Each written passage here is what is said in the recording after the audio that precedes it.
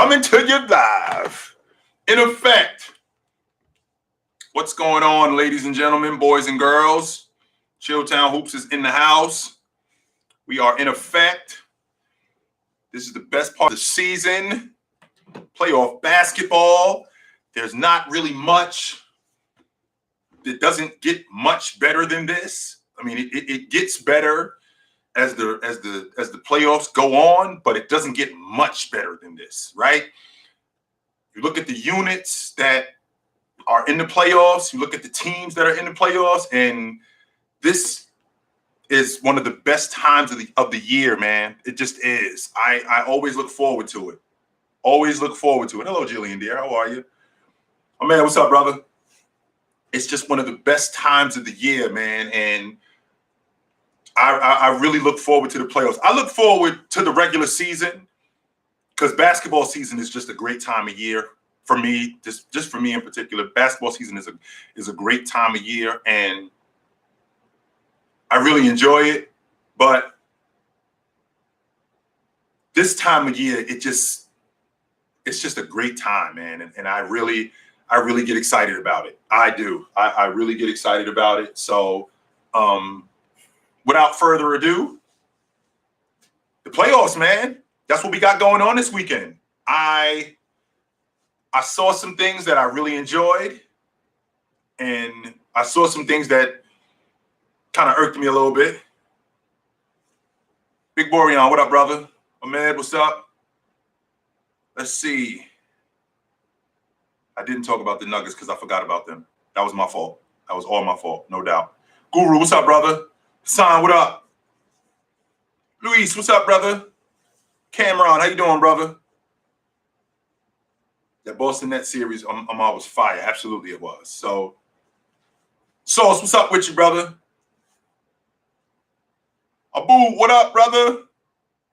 Jose, what's going on with you? In the house? All right.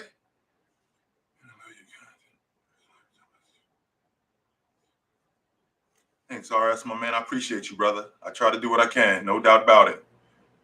Charlie Mack, what's up, brother? You running good? We're going to get to that. Don't worry, Charles. We're going to get to that. I promise you we're going to get to that. Just saying what's up to my people that just showed up. What's up, Julian? How you doing? Oh, man, what's up, brother? You good? Ja, what up? All right. Word. Absolutely. So, what up, Luis? So we're going to start the conversation with what goes on during the playoffs. Adjustments go on during the playoffs, right? Whatever you were getting away with, you ain't getting away with that now. Because, it's different. It's just different now. Teams are different. And teams are making adjustments and they're doing different things. So the stuff that you was getting away with before, you're not going to be able to get away with that now. It's not happening. So with that being said, I'm starting with what I saw from Minnesota and Memphis. I said from the beginning that series is going to be a lot more competitive than you guys think. Everybody was talking about Memphis mopping these dudes, and I do have Memphis winning the series, but I think that this series is going to be a lot more competitive than you think. I look at how Minnesota matches up with Memphis, and it doesn't look like – I don't like that matchup for Memphis. I think that Memphis can win the series, but I just don't like the matchup because they got holes in places that they can't plug in. So they got Ja on the wing who can basically get his own shot whenever he feels like it. Okay, I can get with that logic. But they don't have an Anthony Edwards type of guy. They got D'Angelo Russell, who can match anything that any other perimeter player that they have can do. And then they got Cat. And I watched Cat, and Cat played exactly the way he knows how to play. That's why he was successful. Cat's game it starts from the outside in. Cat's not a guy who plays on the box. Cat's game is from the mid-range, and it goes out from the mid-range. From the mid-range, that's when the offense opens up. And when the offense opens up, he drags that big man away from the basket. Steven Adams has no shot when he's 19, 20 feet away from the bucket. He's got no shot. And when I look at Jaren Jackson Jr., who is one of the better defenders in the game, Cat is absolutely accepting that challenge. You one of the better defenders in the game? Prove it. Because I'm coming after you. I'm absolutely going to come after you. I'm not going to let you off the hook. Prove it. I can't understate how important Malik Beasley's production was coming off the bench and how big he was for them coming off the bench, being that energy guy and giving them the numbers that he gave them. He's a transition guy who he sticks his nose in. He's a dirty work guy, but he's a more skilled dirty work guy. And I really love that about him. I absolutely love that about him. I think this series is going to go 6 games and maybe 7. I still have Memphis winning the series, but I think this series is going to be a lot more competitive. And I think this series can go 7. No doubt about that. I absolutely believe that this series could go 7. I look at the New Orleans Pelicans and I look at Phoenix and I look at them like I look at the Milwaukee Bucks, like I look at Philadelphia. I'm looking at this New Orleans series and I think that they're going to make quick work of New Orleans. I do. And I look at their crew and they don't have what we have. They don't. I stood on the fact that I didn't think that the New Orleans Pelicans was a playoff team from the beginning. I still don't believe that they're a playoff team. I don't. They finished in 10th place in the Western Conference. That's not a playoff team to me. It's just not. CJ McCollum is what we call a professional.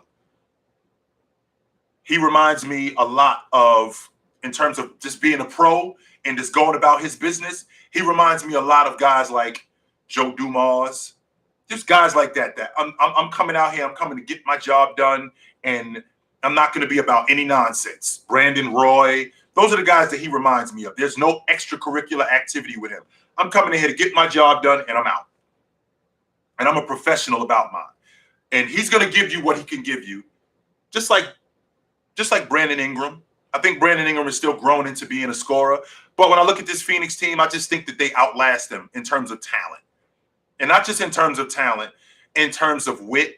I think Monty Williams is a better coach. They have a better unit. And there's no reason for me to believe that they shouldn't beat these guys in 4 or 5 games tops. No reason whatsoever. I saw that Denver Warriors game, and the game plan looked pretty simple from the Golden State Warriors standpoint, and it was, we're going to jump Joker, and we're going to make the rest of you guys beat us. We're going to put the pressure on the rest of you guys, not only to beat us offensively, but we're going to make you guard down the other end. You're going to have to guard Toscano. You're going to have to guard Poole. You're going to have to guard Wiggins. You're going to have to guard these guys on the other end, in addition to matching us offensively. And I don't think that Denver can do that consistently for 4 games. I think that I'm not going to go as far as to say that Denver sweeps them. I think this series could go 6, because when you're dealing with a jump shooting team like Golden State, you're going to have nights where that J just ain't falling. I'm not expecting Jordan Poole to go for 30 every game. No. And if you're expecting that, you're in for a rude awakening. I'm not expecting him to go for 30 every game. Absolutely not. But I do expect those other guys to give me what they give me. Like, I look at Andrew Wiggins, and that's another 17 that I just basically picked up. Like, wow, I forgot I had that. So that's great to have that. Absolutely. So I think that series could go 6, but it wouldn't surprise me if they beat them in 5 games. Because I think that Denver is overmatched in terms of talent. I think that they're overmatched, no doubt about that. This series is irking me. And like I said, I saw a lot of good things, but I saw some things that irked me too. You got one of the best, or one of the most efficient big men in NBA history. Nobody's saying that you got to come down and set up the offense and dump the ball into Rudy Gobert. Nobody. You will never hear me say that, because that's not who Rudy is. That's never been who he's been. He's not a guy who I'm going to throw the ball into the post and let him go to work. No, that is not who he is. So I don't expect that. right? I don't expect to see that. But when I got a guy on my team, a big guy, who can score in Rudy, who shoots almost 70% from the floor, and he only gets one shot, I got a problem with that. I got a big problem with that. And I got to listen to people tell me Rudy is who he is. Yes, Rudy is who he is. Rudy is a rim runner. Rudy's a pick and dive guy, which means that we should go to him more than we do, and we don't. For this dude to play over 35 minutes and only get one shot, well, he should get on the backboard more. No, you need to involve him more in the offense. How much more efficient you guys would be. I've been screaming this since the beginning of the year. How much better he would be in that offense if you involved him more. How much better you would be offensively as a unit if you involved him more. You wouldn't have to rely solely on Mitchell. You wouldn't have to rely solely on Bob. You wouldn't have to rely solely on Clarkson. You wouldn't have to rely solely on these guys. Rudy is another element that you don't have, that you have, that you're not using. I think that Utah should also make quick work of Dallas. They absolutely should. No question in my mind they should. When I look at that series, they just don't have enough. They don't. Particularly down the stretch, they don't have enough. And because they don't have enough down the stretch, that's going to be the difference in the game. That's going to be the difference in the ball game with them. So I look at that unit and I'm thinking to myself, these three series, these four series that I've seen so far in the Western Conference have been good. That Dallas-Utah series really irks me, though. It does. It absolutely irks me. No question about that. I'm really enjoying that Minnesota. I'm really enjoying that Minnesota-Memphis series, though. I'm definitely going to be tuned into all of those games. No doubt about that. I'm gonna continue to tune in to what they're doing. So when I look at the Eastern Conference, right? When I look at what's going on at the top of the East, Miami should handle Atlanta. I expected Atlanta to come out a little bit different, man. I did. I expected them to come out a little bit different considering it was a quick turnaround, and I expected them to be better. You know, Bam going 1 for 5 at 6 points and 5 rebounds. Tyler Hero 3 for 11.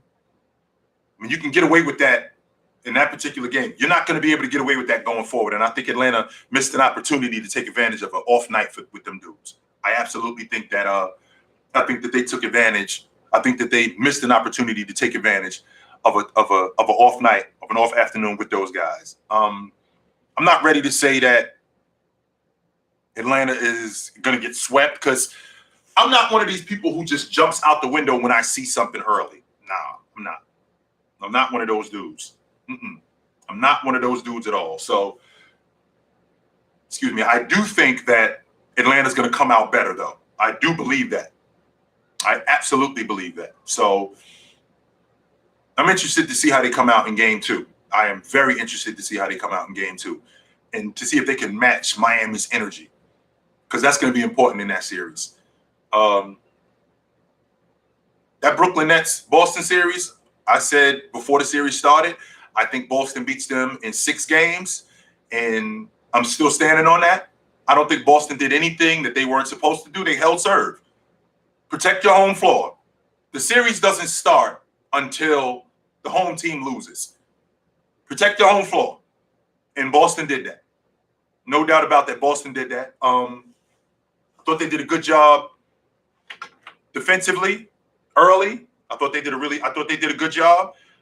I think that Brooklyn defensively showed who they were at the end. I can't say. This is why I will not listen. After seeing Jason Tatum dive to the basket the way I saw, this is why I will not listen to anybody talk to me about Kevin Durant being an underrated defender.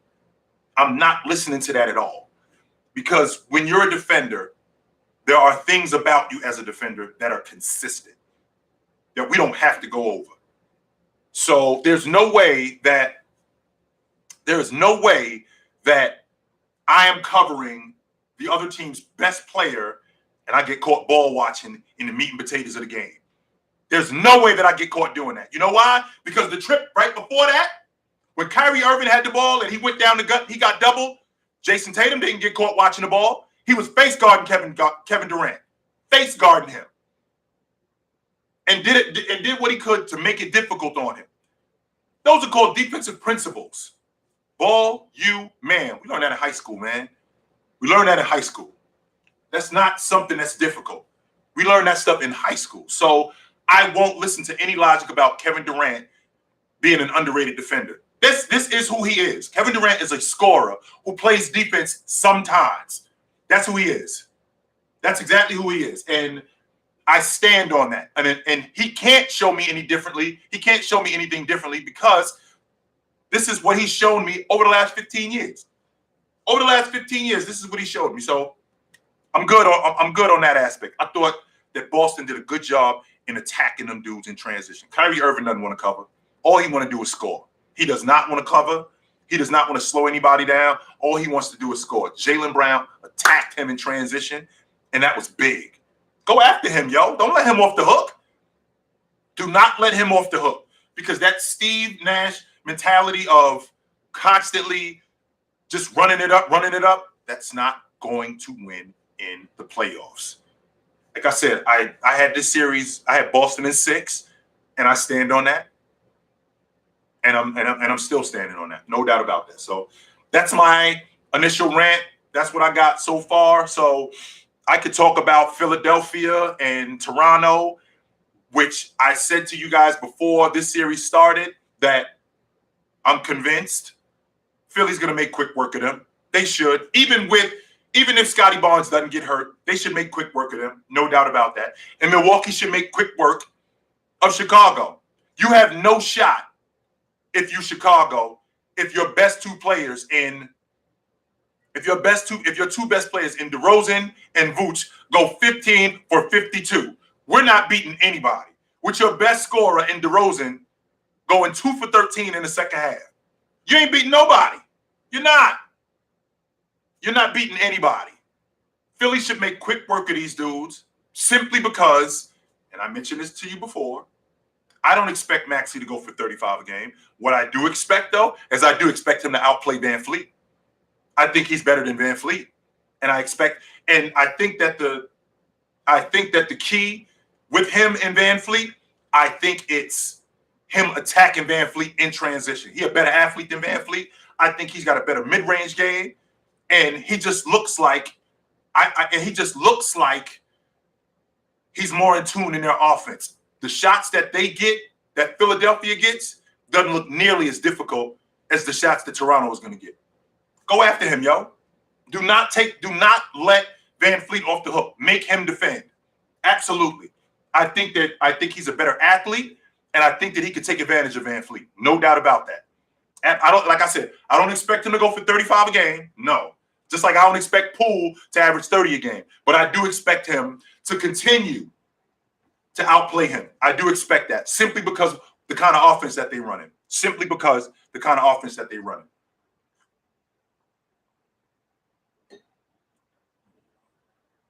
Abu, you can't give me any logic why Van Fleet is better.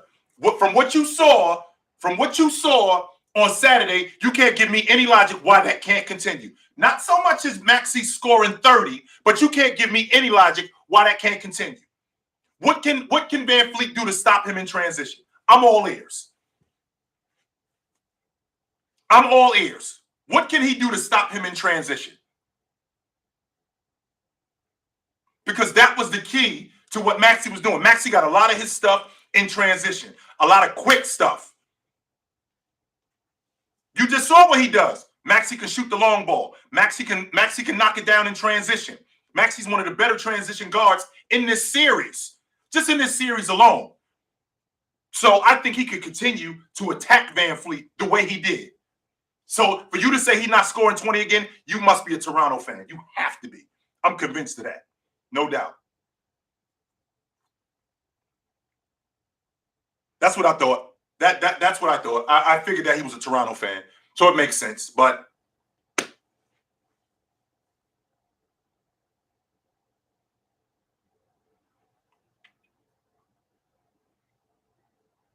I think that you guys with these Warriors, I think that a lot of you are living on what they used to be, and they're not that anymore.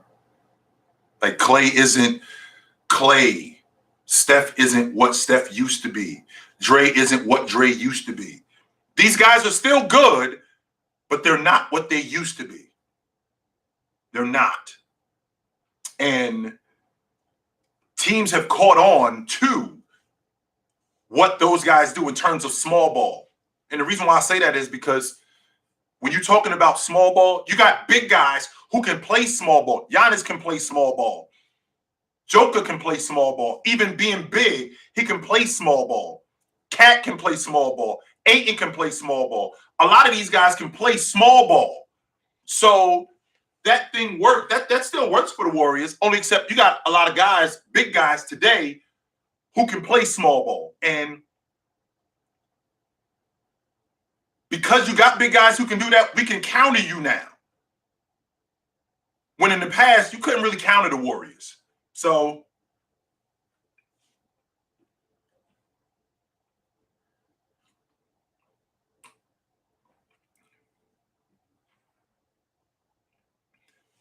I'm confused. What do you, Keyshawn, what do you have to go on to tell me that, or to sell me that Brooklyn, they got a, not they got a shot, but this series should be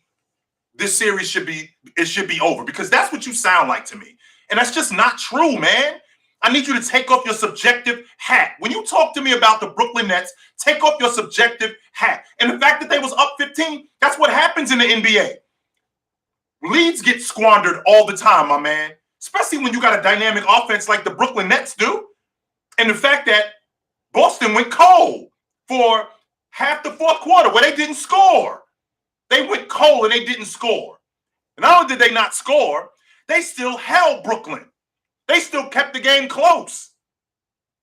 And where did Boston get their points? They got their points in transition. How about that long ball?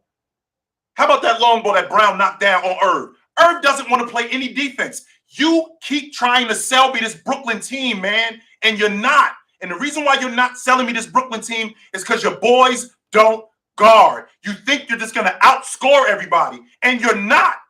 Let's just say, for the sake of argument, that you beat these guys. Do you honestly, which I don't think is going to happen, but do you really think that you could just outscore everybody? Do you really think that? I don't need you to be subjective. That's not what I'm here for. I'm not here to brag and go, aha, because that's what you're here to do. I'm not here to do that. I'm here to talk about the game. That's what I'm here to do. And in the process of talking about the game, I recognize that Brooklyn does not guard. They don't. And that last play of the game is evidence of that. Their transition defense is evidence of that. They don't guard. And the reason why they don't guard is because that's Steve Nash's philosophy. That's who he is. That's what he's about. We think we can hit you more than we can stop you from hitting us. That's who we are. Now, do I expect Kevin Durant to be 9 for 24 again? No, I don't. And if you banking on that, I can tell you right now, you might want to try something else, because that's not going to work. It just isn't. It just isn't. It's not going to work, because he's too good of a scorer to completely shut him down. He did look slow. He did look off yesterday. He didn't look like the sharp KD. I don't know what was going on. I don't. I can't tell you, because I don't know what was going on, but he just didn't look sharp. He did not. He did not look sharp at all.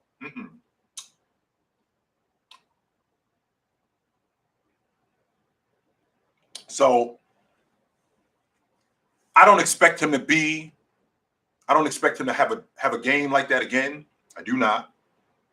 But he just didn't look like KD, like the KD of old. And I had mentioned this a couple of months ago, and I caught some heat for it, but some people my age and maybe a little younger started to raise their eyebrows and asked the question as well, which is, are we seeing the beginning of the end of KD? That was my question. With him getting hurt earlier this year, which wasn't his fault, but I'm thinking about last year, and I'm thinking, and I'm seeing what I'm seeing from him. Are we seeing the beginning of the end of KD? I don't think so, but I'm asking the question because it kind of looks like that. It does.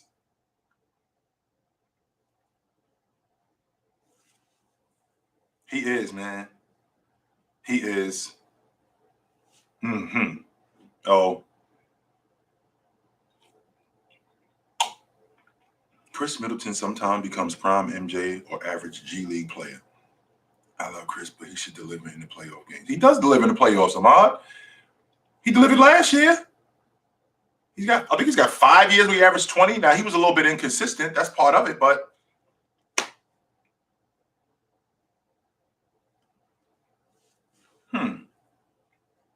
I can't say that he's. I mean, what are you expecting from Middleton? Are you expecting a guy to be 25 a game constantly? Well, I don't expect that from him. I think last year against Brooklyn in the playoffs, I think on the road, at home, I think he averaged, at home in Milwaukee, he averaged 24 a game. On the road, he averaged 19 a game. That was interesting. I thought that was interesting.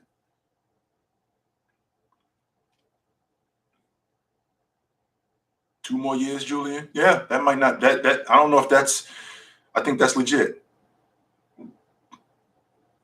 So, Mark, you got them mopping Brooklyn in 5. Whoa. That's a hot take right there. Yes, sir. That's a hot one right there. You got them. Can I get some logic on that? What are you looking at?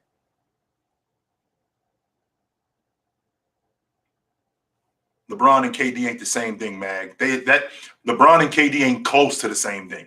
KD don't take care of his body like LeBron does. No way you selling me that one.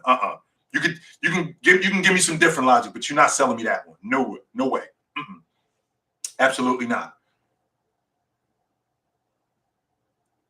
I got mixed feelings about it, Jillian. And the reason why I got mixed feelings about it is simply because that's part of the game.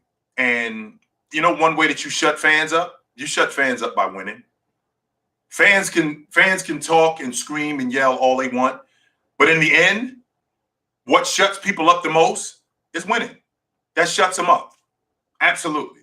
Now, on the flip side to that, you know, just because you bought a ticket doesn't mean that you can come here and just talk to me and say whatever you want to me and it's just going to roll off of me. No, absolutely not. No way. No. Don't think for 1 second that I got to just keep listening to F you and you are this and you're that. And I don't have to keep listening to that. But on the flip side to that, how I can shut you up, because, I mean, Jordan did it. Bryant did it. James did it. Jordan did it. Bryant did it. James did it. Shaq did it. Olajuwon did it. Barkley did it. All these guys did it. The way you shut people up is you beat them. Magic did it. Jabbar did it. Bird did it. That's how you shut people up. You could give them that same energy though. I'm a little bit impartial here because both ways I've seen guys give it to I've seen Barkley give it to the fans. I've seen Olajuwon. I've seen guys give it to the fans. Absolutely. But the best way that I see guys give it to the fans is by winning. That shuts them all the way up. That doesn't shut them up, sort of, kind of. That doesn't shut them up mostly. That zips them up. There's no reason to talk. None whatsoever. No reason to talk. So I don't really have a problem with it either way. So what does it take for the Bulls to beat the Bucks? For Giannis to be gone? That's what it's going to take for the Bulls to beat the Bucks. Understand something, Dante. The Bucks, I have Shaquille O'Neal and you don't. I have Hakeem Olajuwon and you don't. That's the difference in this series. Giannis dominates. What they tried to do didn't work. They tried to make it work, but it didn't work. No. I think that they make quick work of the Bulls. I think that the Bulls will I think they'll make the games competitive because, I mean, this is pro basketball and you're not just going to roll over. But with that being said, I just don't see how they could have a legit shot at winning any of these games. What's up, Labs? How you doing, brother? A couple of months back, we talked about the Nets bringing back Kyrie. You think that depends on this series, or are they bringing him back regardless? I just don't. I said months ago there's a reason why they didn't extend him. And as good as he is he worth the headache? Is he worth the headache? As good as he is? That's the $1 million question. Is Kyrie Irving worth the headache? Is he that guy that I'm going to put up with this? Is he good enough for me to put up with all of the stuff that comes with him? Is he good enough? The headaches, the headache of him being injured or him skipping practices or him taking himself. Don't forget, last season, he disappeared for 2 weeks. Don't forget that. This disappeared for 2 weeks because of he was dealing with what was going on in society, which I can appreciate. But this is what comes with him. So if you're going to extend him for another 3 years, this is what you have to be aware of with him. So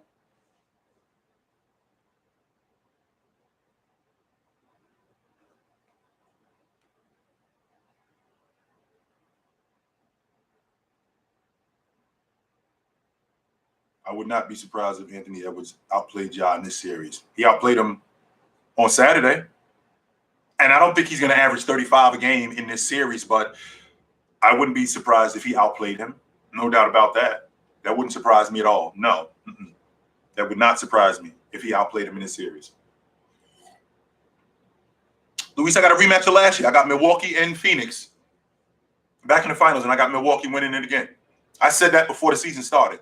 I said that in the middle of the season, and I stand on that. So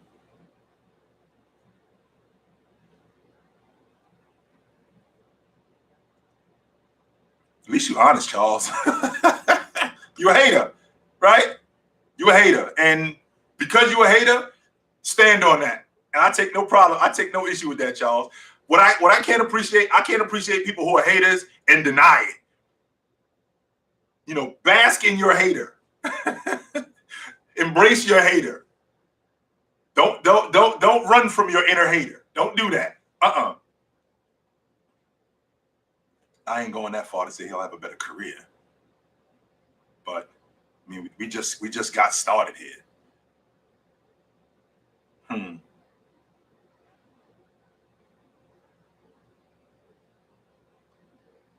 Am I taking Anthony Edwards over LaMelo? Are you taking LaMelo over Anthony Edwards?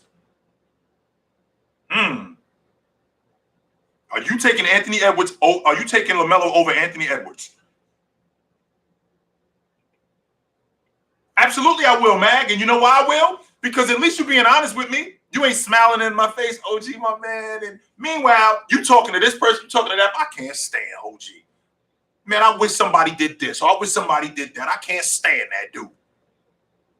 At least I know you. I'm so cool with that you making it clear. I can't stand OG.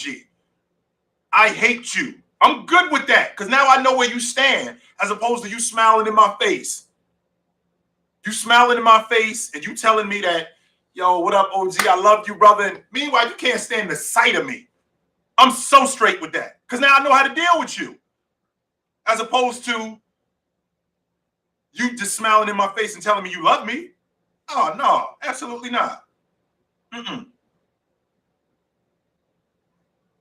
biggest threat for the Bucks in the East are the Bucks. I think Philadelphia will give them. I think they'll give them a run. I do believe that. I think that Miami will give them work because Miami is deep, and Miami plays defense. They're one of the better defensive teams in the league, and I think that they'll give them a run. But I think the biggest threat to the Milwaukee Bucks is the Milwaukee Bucks.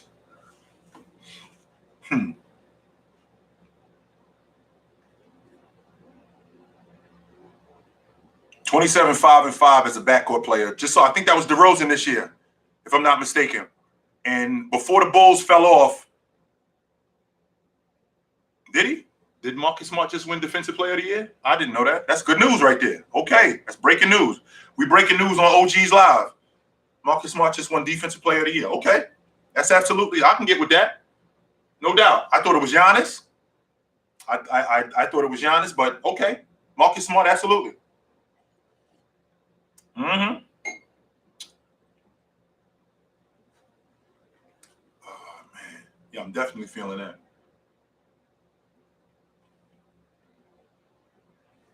I do think that too, Peter. I mean, when you get a dude like Embiid, the thing about, and what happens when you get into these kind of series where you got Philadelphia against Milwaukee, this is the Lakers San Antonio.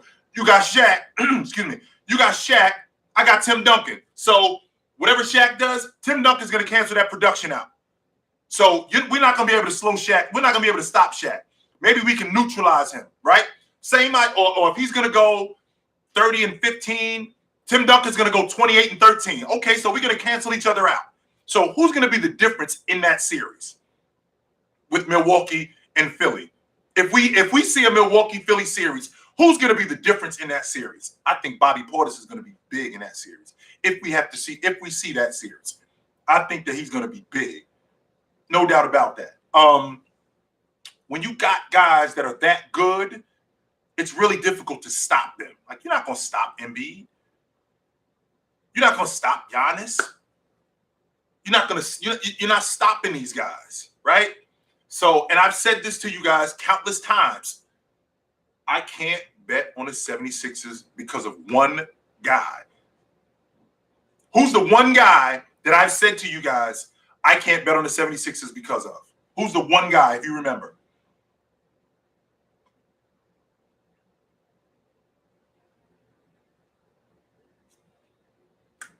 There's a reason why I feel like that about him. The reason why I feel like that about him is because I have evidence, countless evidence, to prove that when we get to the playoffs and we get deeper into the playoffs, this is who he is. And until he shows me differently, I can't go off of anything else. I can't go off of anything else.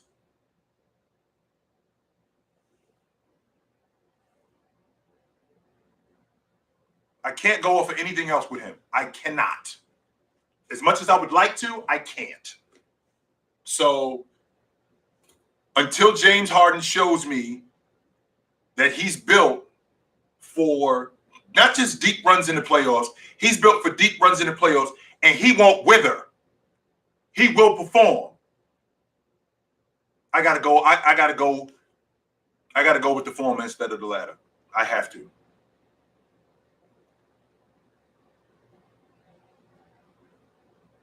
I don't think that your Bulls are a fraud. I just think they're overmatched, man. I'm not looking at your Bulls like, yo, the Bulls are a fraud. No, they're not. No, they are not. The Bulls are not a fraud. I just think they overmatched against the Bucks. Now, if you overmatched against somebody, that doesn't make you a fraud. Unless somebody was trying to sell the logic that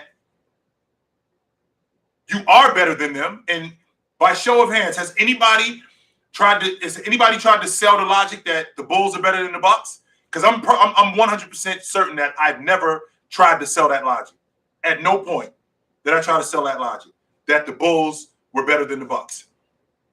So if I tried to sell that, then that means that I'm getting proven wrong that the Bulls are a fraud. But I never tried to sell that. And the reason why I didn't is because I seen the Bulls.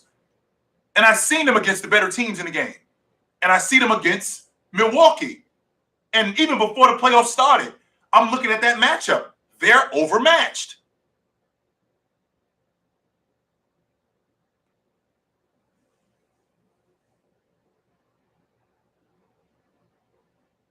Ahmad, it wasn't past NBA players. It was Charles Oakley. And Charles Oakley was on some nonsense saying that because Giannis would have ate Charles Oakley lunch.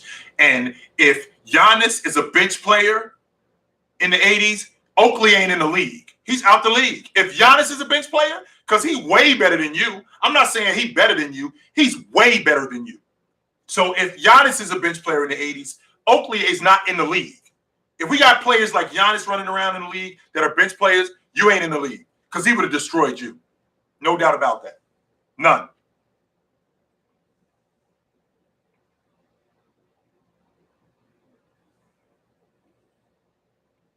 Giannis was Defensive Player of the Year, but do you think Smart getting it is well deserved? I can't argue with it, Jillian. The reason why I can't argue with it is simply because that Boston team is the best defensive team in the league, number one. Number two, Marcus Smart being able, he was, I think, if I'm not mistaken, it was 2 years ago. He was a first-team All-League defender.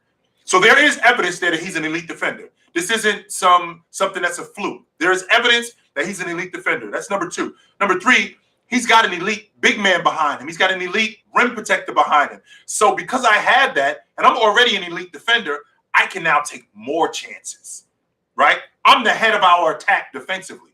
So I can now take more chances. I can now take more risks. I can be more aggressive defensively. And he was that.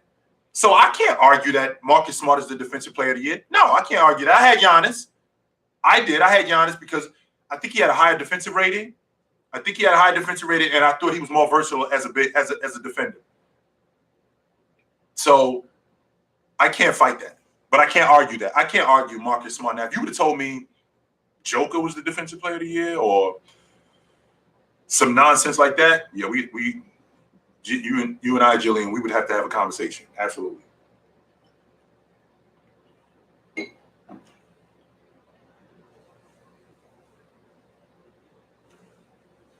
Nah, Spo. Let's take it a step. Take Andrew Wiggins off the table, Spo. Anthony Edwards is who J.R. Rider should have been when he was in Minnesota. That's who he should have been. When I think about same body, same build, similar athlete, incredible in transition, gets up and down the floor with the best of them, money mid-range, could shoot the long ball. That's who he should have. That's who he could have been. I think that's a better example, not Andrew Wiggins. We already know who Andrew Wiggins is. Andrew Wiggins is a guy who shows up. I'm 17, I'm 18 a game, and I show up. That's what I'm about. This is who I am. That's what I'm about. Now, I didn't, even though he was the number one overall pick in the draft, I mean, he was 20 a game for his career in Minnesota. So I did expect more from him while he was up there. But when I look at Anthony Edwards and I look at him, I don't think it's the same thing. I do not think it's the same thing at all. Charles, what's your problem with the Jazz, yo? I'm all ears, my man.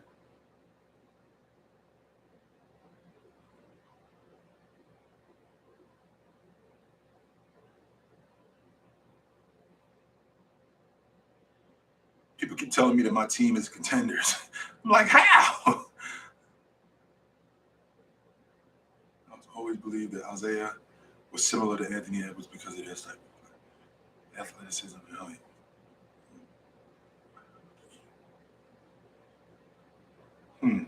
Why can't you root for him in Utah? What's the problem?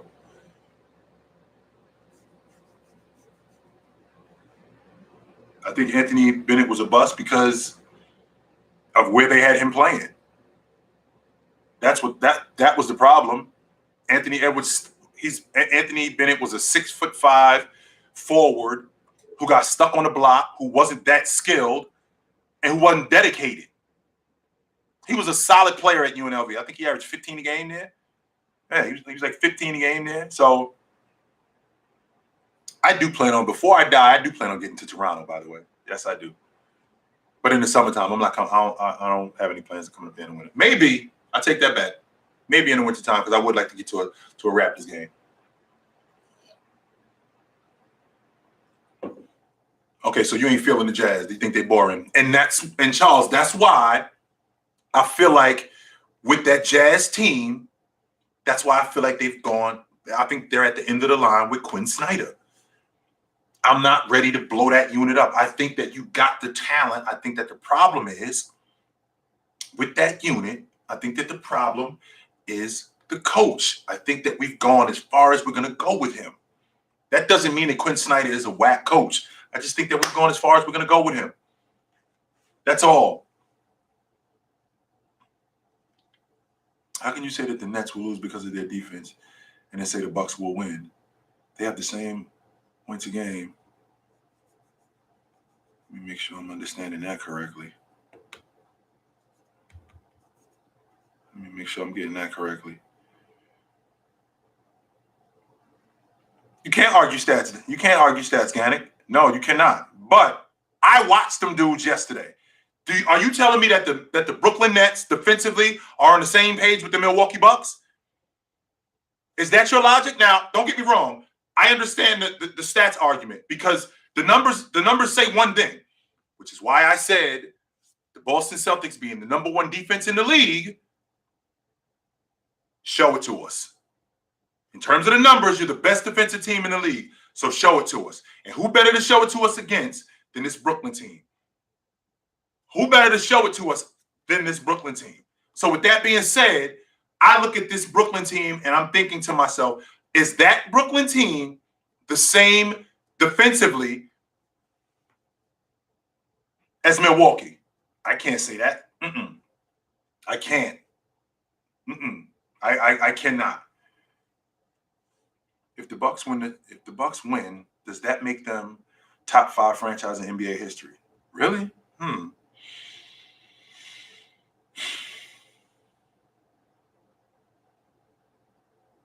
So the Lakers, Celtics, Bulls, San Antonio, Golden State, Detroit,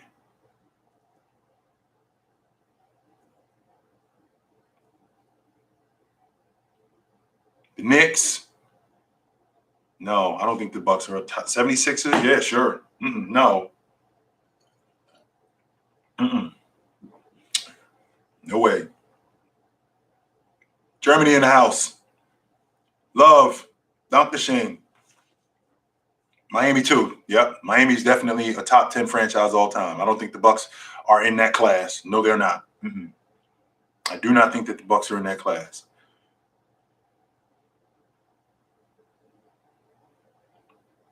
I talked about it a little bit, Spo. I got mixed feelings about it. There's a part of me that the Bucks are a better organization than the Raptors. You ain't selling me that. The Raptors just came around 25 years ago. No, you're not selling me that. The Raptors are not a better organization. In 25 years, you have not passed the Bucks because you won an NBA championship one time. No, you have not. Absolutely not. Houston also, I can get with that. Yeah, sure. But yeah, I got mixed feelings about that, Spo. I'm because on the one hand, I feel like I got to give it back to you because I don't have to just take everything that you say to me. I don't got to take that. I don't have to take that. But on the flip side to that, the way you shut people up is by beating them. That's how you shut people up. You beat them. You shut them right up. Celtics, Lakers, Bulls, Warriors, Spurs, Pistons, Heat, Sixers, Rockets. I'll put them above them too. I'll put the Rockets above them too. So, no doubt.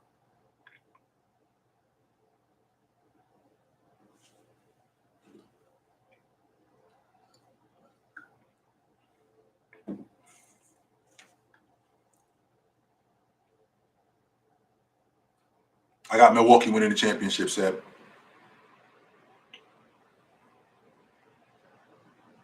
If you're going off the fact that they won 3, if they have 3 NBA championships as an organization, if you're going off that, okay, you can sell that logic, sure. But I think it's more than just championships. I think that what you've produced, how many all-time great Bucks are there? I think Giannis is going to be in that conversation. Jabbar, Oscar Robertson, Sidney Moncrief. Is Ray Allen a Buck? Am I putting Ray Allen in that Buck category? I don't know. Is he a Buck? All right. So Ray Allen, Jabbar, That's what I'm saying, Allen. I'm not sure that Ray Allen is a buck all time. I mean, what do we know Ray from the most? Even though Ray was awesome in Milwaukee, where do we know him the most?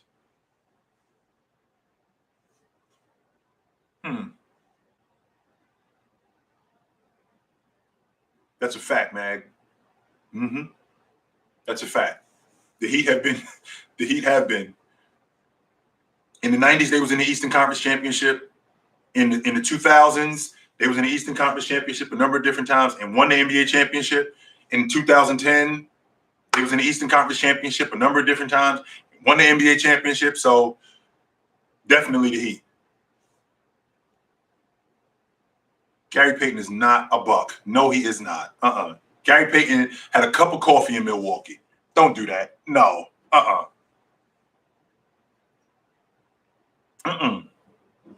Do not do that.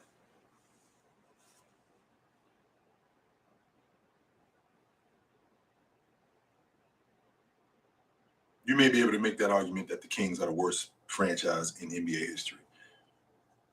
When I look at the rest of them, you may be able to make that argument. Absolutely, Spo. No question about it. Memphis can't go to Minnesota down 0-2. This series is over. Done. They go to Minnesota 0-2. They're not winning the game. They're getting swept. And I bet on that. I would be down to put some jack on that. If Minnesota goes in there and beats them tomorrow night, and they go back to Minnesota down, and Memphis goes back down to Minnesota down 0-2, this series is over. It is done. No question in my mind. We're not coming back here. Shut this place down. Shut it down.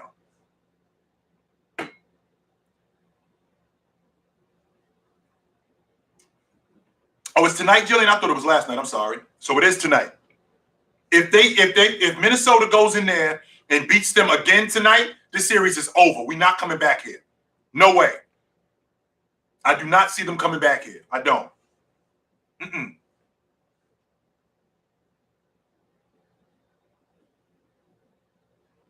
I was thinking that, man, that the New Orleans Hornets or the New Orleans Pelicans, they might be at the top of the list of the worst franchise in NBA history. Minnesota's up there too.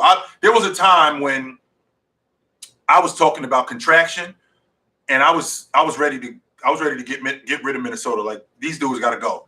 We can. There are some teams that we can cut out of the league, and Minnesota is one of those teams. We can get rid of them dudes. They could go. There was a time that I really felt like that about them.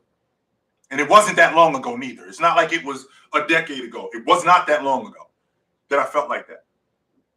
Excuse me. Dark horse team to make the NBA championship. Who is a dark horse team to make the NBA championship? I don't think that there's a dark horse team to make the NBA championship. I look at the teams in the East.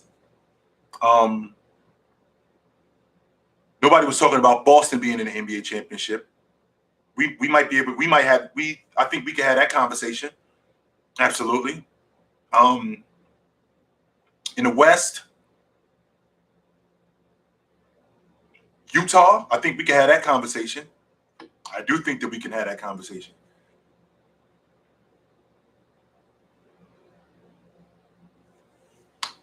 I think so too, Jillian. I don't think that that's nonsense what you're talking about. I think so too. I think that had Luka been healthy, the way that they were playing coming into the playoffs, I think that they had a legit shot at making some real noise. The way he was playing.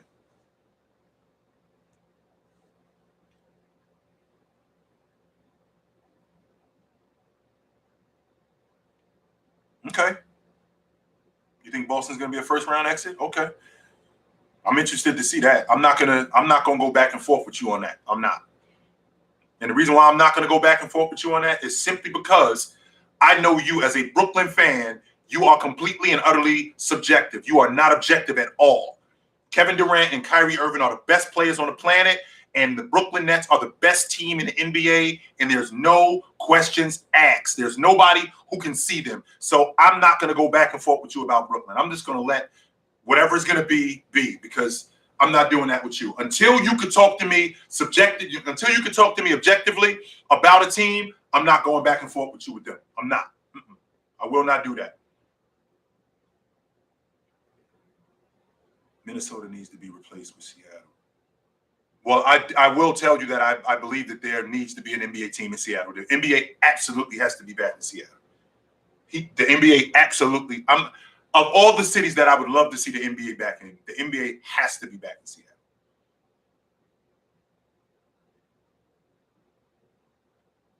My name is Spoon.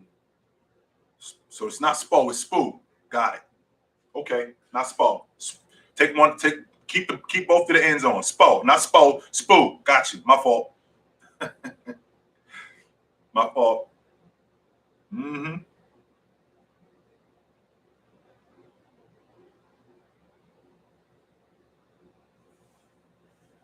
Yeah.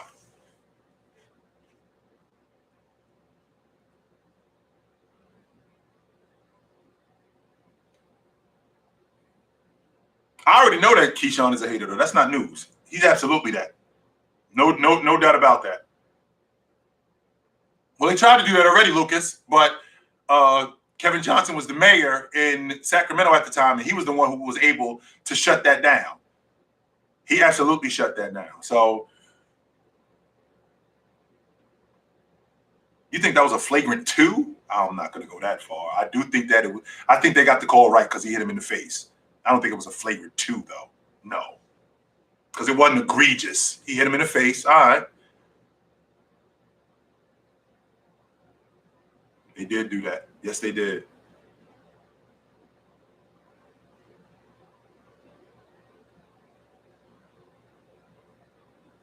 Charlie Dwyer, he's another subjective Warriors fan. He got them sweeping Denver, and he got them sweeping the Memphis team. He got them sweeping Minnesota and Memphis. The Minnesota-Memphis winner. Definitely this dude is a Warriors fan. No doubt about that. Definitely. I'm 100% confident about that.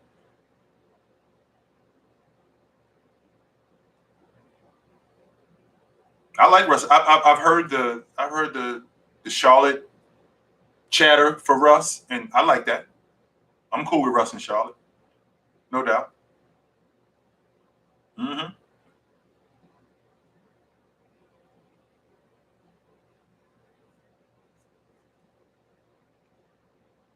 I don't have them sweeping, Charles. No. Charlie, I do not have them sweeping. I think you still stuck in the past. You definitely still stuck. You stuck on who the Warriors were in 2015 and in 2016. You still on that. And as long as you on that, you're not going to be able to see who they actually are. As long as you on that, you will never see who they actually are. You're going to always be on that right there.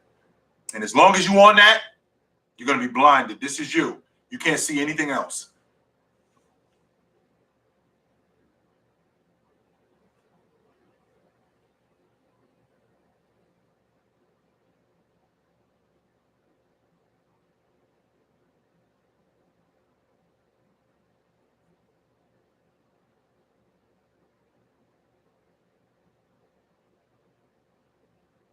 Like I said, I've been hearing the Charlotte chatter. So it's not like I don't think it's going to happen because I know the Lakers, and they're going to ask for something like LaMelo Ball, which they're going to get hung up on.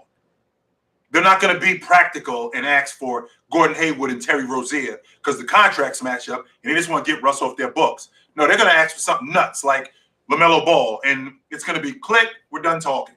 That's what it's going to be. So you're always waiting for me, Keyshawn. You're always waiting for me. I never have an objective conversation with you ever as an NBA, ever talking basketball. You always waiting on me to stick it to me. Always. You always waiting on me to stick it to me. And you never do. And I don't understand why. I don't understand why. When we come in here and we talk basketball, but you always waiting on me. You wait till I get to OG. Wait till I get to OG. Oh my God. It is incredible, man. What up, Darrell? How you doing, brother? What's going on with you? Nah, he ain't gonna be out the league, Julian, because when his contract is up, the thing is when his contract is up, now you can get him on the cheap, like Carmelo Anthony, right? You don't have to worry about now you don't have to worry about paying him $35 million. You don't have to worry about paying him $25 million. You can get him on the cheap. And you can get him at a 1-year deal, right? You can get him at a 1-year deal and you can get him on the cheap. So when you can get him on the cheap and at a 1-year deal, it's a contract that's, number one, easily tradable. And number two, you can dump it if it's not working.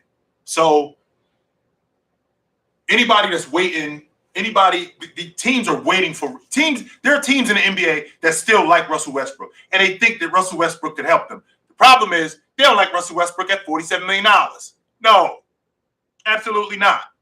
There are plenty of teams that would have Russell Westbrook on their team today. They're just not having him on their team at $47 million. They're not trying to hear that. No way. Which team is most likely to disappoint? That means that the team that we think is going to disappoint, Philly. And simply because of James Harden. That's the team that I think about the most. Of all the teams that I think about, Philly is the team that I think about the most. And what they've done, what James Harden has done in the past. So that's the team that, and I know that you don't want to hear that, Jillian, and I'm sorry. And the reason why I'm sorry is because you already know how I feel about Joel Embiid, right? You know how I feel about Joel Embiid. You know I absolutely love him. But the problem, this is the best way that I can put it to you, Jillian. I know how you feel about this guy, but you not really sure that he's with the right girl. So you can't bet on the fact that those two are going to last. Because you've seen her history. You've seen what she's done in the past, how she's screwed up relationships, how she's broken up with guys. And you don't really have any evidence to go the other way. There's no evidence to prove that she's not going to do that with this dude. But you love this dude and you want to see him succeed. That's kind of how I feel about the 76ers. That's exactly how I feel about them, man. I do remember that.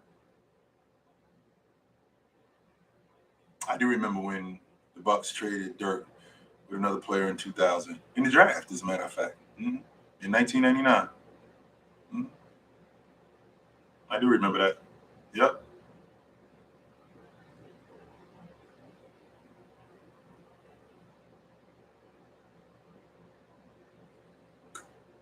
That's a good question. That is a really good question. Oh. All right, guys. It's about that time for me. Wrap it up. Playoffs, baby. Playoffs. Let's keep this thing going. Let's keep it going. I will see you guys soon. Playoffs, baby. Until then, take it light, but take it.